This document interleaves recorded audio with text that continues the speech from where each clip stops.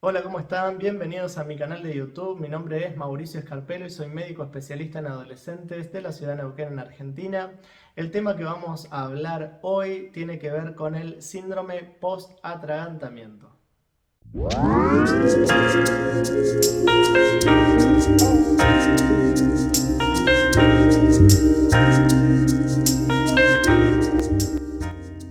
El síndrome post-atragantamiento es un síndrome que prácticamente no se escucha o no se habla en muchos ámbitos.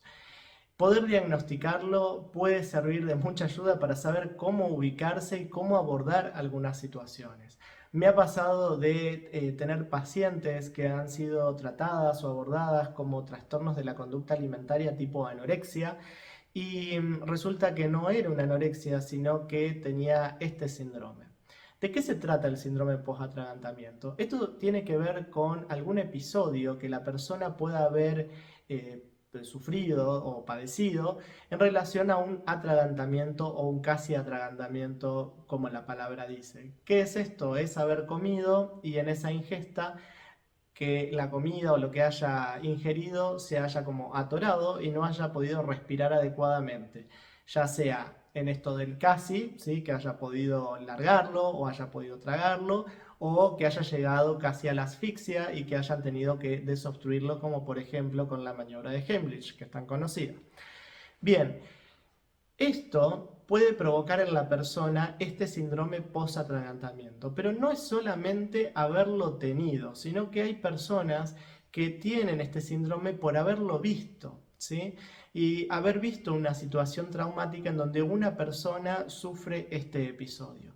Y también, y sobre todo en los chicos, puede ocurrir que simplemente por escucharlo, ¿sí? Le genere una situación de estrés que es como que lo recrean, digamos, en su inconsciente, ¿no? Esto sobre todo porque a veces los papás, las mamás o las familias comentan situaciones que a veces los chicos escuchan y las viven de una manera o las vivencian de una manera y las internalizan que generándoles estrés o una sensación muy de disconfort, y esto mismo, esta sensación puede provocar como recrear este síndrome de post-atragantamiento. ¿En qué consiste? El síndrome de post-atragantamiento consiste en una dificultad para tragar, que es lo que conocemos como disfagia los médicos, ¿sí? Es una dificultad para tragar. Y no tiene que ver con que tenga una lesión. Si bien uno cuando consulta por esto puede descartar justamente dificultades en relación al tragar, que no tenga alguna molestia, alguna lesión, podemos hacer estudios y todo eso, pero descartado esos diagnósticos y sobre todo si es muy claro que haya padecido alguno de estos tipos de episodios o de eventos, puede ser que estemos ante un síndrome post-atracón. En esta situación o en estos síndromes, lo que vamos a hacer es justamente indagar sobre la manera en la que comen. Y acá lo que se suele reflejar es que dicen que tienen que masticar muchas veces, tienen mucha sensación como que van a tragar y cuando van a tragar como que no les pasa la comida, o cuando lo hacen y les va a pasar la comida tienen la sensación de que se van a atorar y que no van a poder deglutir adecuadamente. Este es un trabajo que hay que hacerlo en conjunto, es interdisciplinario, porque si bien se puede abordar todo el aspecto de la conducta, también hay que abordar y desde luego el punto de vista psicológico, porque acá puede haber una cuestión de estrés postraumático o algo más que haya que abordar desde el punto de vista de la salud mental. Así que va a ser fundamental el trabajo en equipo en conjunto con los terapeutas.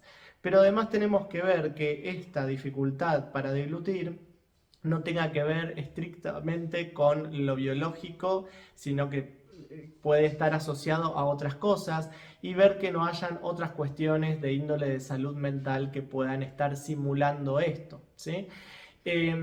Sumado a esto, hay que considerar que si hay dificultades para comer o comer determinados alimentos, puede provocar en la persona déficit nutricional. Se puede ver y observar esto, por ejemplo, ante la disminución del peso, o también puede ocurrir que empiecen dificultades o carencias en vitaminas y en distintos tipos de minerales. Lo importante es que al detectar que hay alguna dificultad en relación al tragar, al comer o eventualmente después de un episodio de estos que puede haber sido importante o traumático para la persona, poder abordarlo en conjunto y en equipo con sus médicos de adolescentes en este caso, que somos uno de los que habitualmente abordamos este tipo de situaciones. Espero que les haya gustado este video. Si no lo conocían, está bueno que lo conozcan. Y si creen que alguien puede estar atravesando por este tipo de situación, compartan el video. También pueden suscribirse o darle me gusta o hacer algún comentario para aportar otras ideas, si quieren, para futuros videos. Bueno, espero que les haya gustado y nos veremos más adelante. Adiós, chao, chao.